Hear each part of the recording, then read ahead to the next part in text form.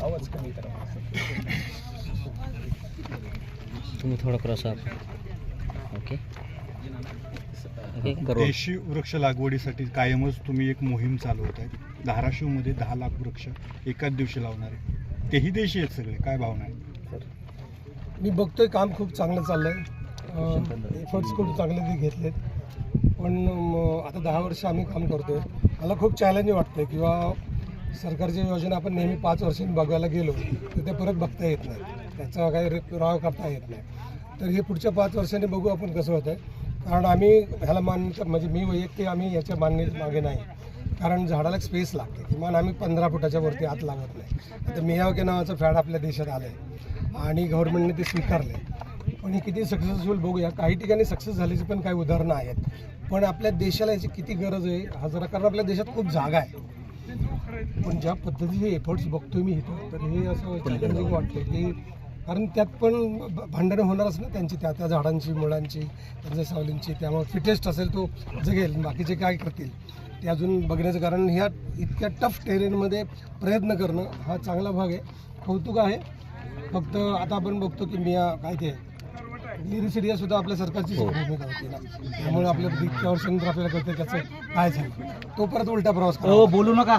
पण काय चांगल्या कामाला कौतुक करूया आपण, चांगले करूया. पण आम्ही स्वतः आता ज्या 2 लाख झाडं लावायचं आता आम्ही गव्हर्नमेंटचीच हे घेतो, पण आम्ही ह्यात पडत नाही. कारण आम्हाला असं वाटतं की 10-15 फुटावरच.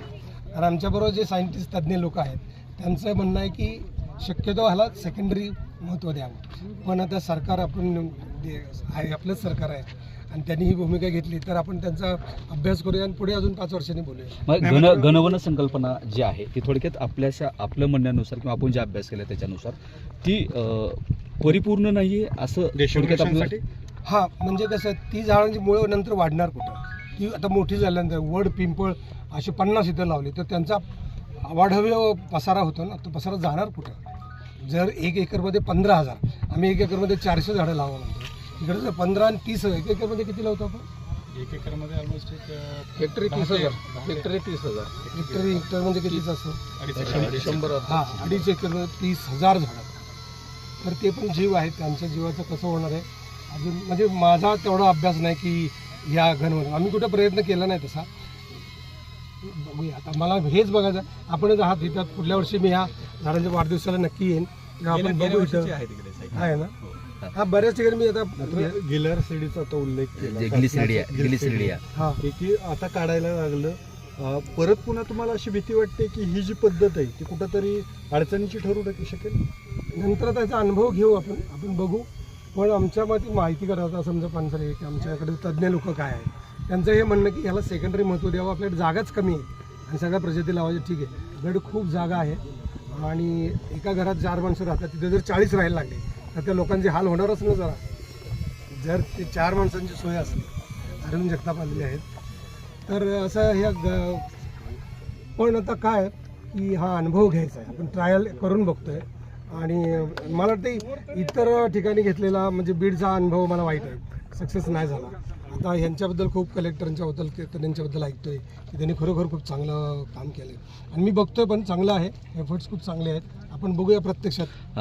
मी काय सरकारी अधिकारी नाही, यांचं प्रोटोकॉल म्हणून यांचं लगेच हो म्हणायला. सयाजी सर, तुमची एक संकल्पना आम्ही तुळजापुरामध्ये खूप दिवसापासून ऐकतोय.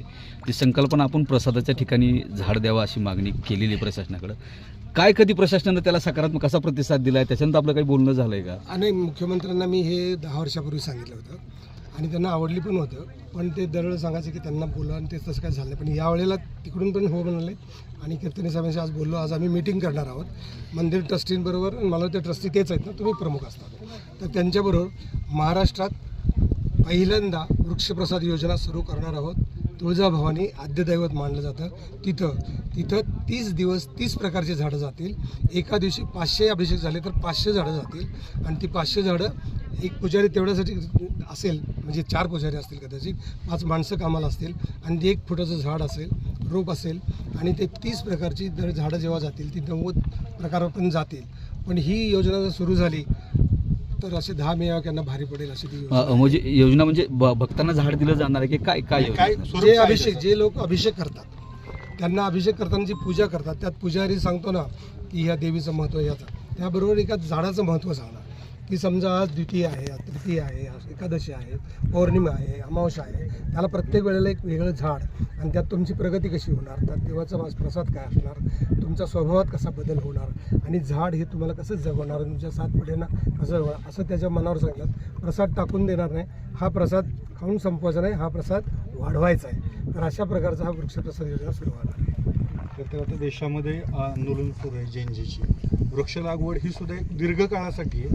या तरुणांसाठी पुढच्या ह्याच्यासाठी काय सांगाल, किती गरजेचं आहे हे सगळं? तरुणांचे प्रश्न वेगळे, झाडांचे प्रश्न वेगळे. झाडं सगळ्यांनाच गरजेची असतात. नाही, पण तुमच्या आव्हानाला प्रतिसाद काही ठिकाणी तरुण देतात म्हणून प्रश्न हा करून आपल्याला. नाही, तरुण चांगलेच आहे. तरुणांनी आपली मतं व्यक्त करण्याचा अधिकार लोकशाहीत सगळ्यांना आहे. त्यामुळे त्यांनी जरूर करावा आणि शासनानं त्यांचं ऐकलं पाहिजे.